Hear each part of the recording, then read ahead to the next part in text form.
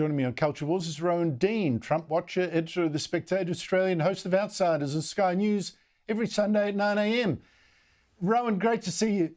It takes Sir Trump once again to call out something indefensible that many other leaders around the world, many politicians won't tackle, including leaders of European countries, who are also letting in waves of illegal immigrants cross their borders, land on their beaches. Now, like I said, journalists they might hate how Trump discusses this, but the greatest sin is by politicians who ignore this issue. Andrew, yes. I would actually take issue with your claim that he's exaggerating. The number 15 million is merely an extrapolation from the 10 million who they know about, and includes those that the Americans don't know about who cross over the border undetected at night or over places where they can easily get through. So there is every chance that it's not an exaggeration. But regardless, the point is that the numbers are simply staggering, and the proof of that is not the numbers themselves, but the impact this is having on cities throughout America, families throughout America, small town USA. They are reeling at the fact that this number of illegal immigrants are coming in and the effects that's having, draining welfare. School halls are being turned over to house them. Services are being diverted to them. You've even had left-wing mayors in places, Democrat mayors in blue cities like New York and elsewhere, saying they simply cannot cope.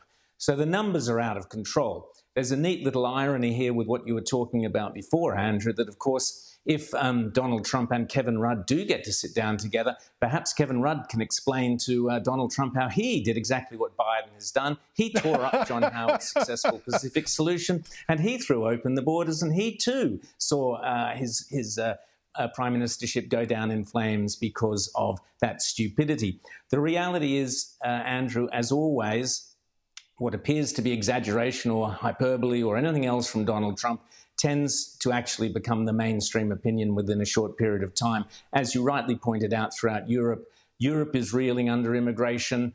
And the idea, the gag about Hannibal Lecter, et cetera, well, we know here in Australia that the Albanese government has released from detention illegal immigrants who number amongst them rapists, murderers, pedophiles. So really the Hannibal Lecter tagline, amusing as it is not necessarily incorrect. We also know that our own country is now seeing an increase in immigration, and all around the Western world, Andrew, it's the same story. Left-wing governments believe ideologically that there should be more immigration, but more importantly, they believe that they get more votes out of higher immigration. So that's why they are unleashing this torrent of illegal immigration onto our shores and America's and Europe's.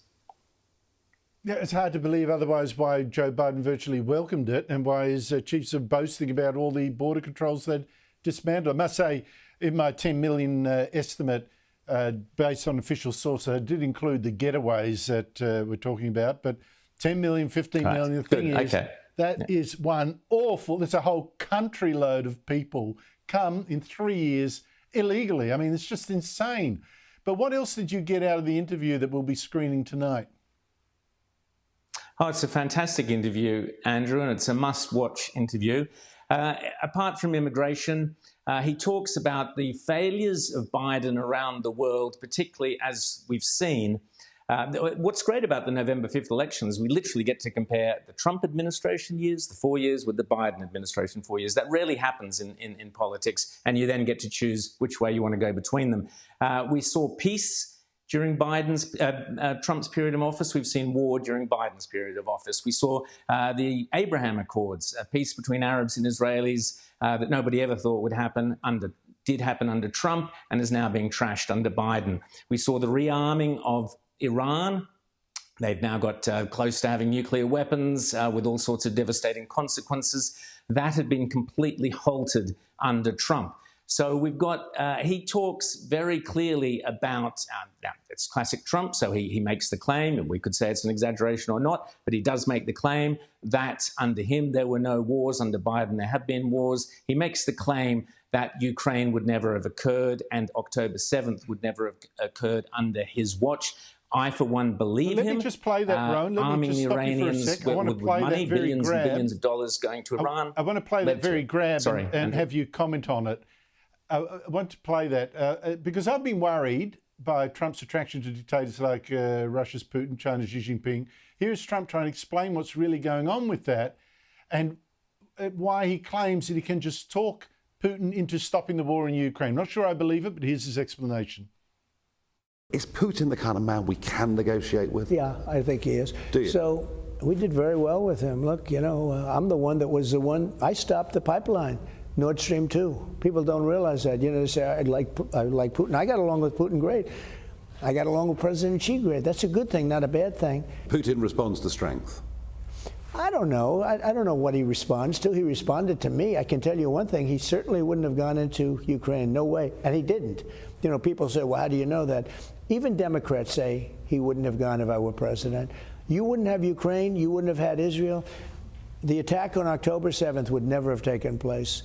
Iran was broke. They had no money. I said anybody that buys oil from Iran can't do business in the United States. And Biden comes along and he lifted everything.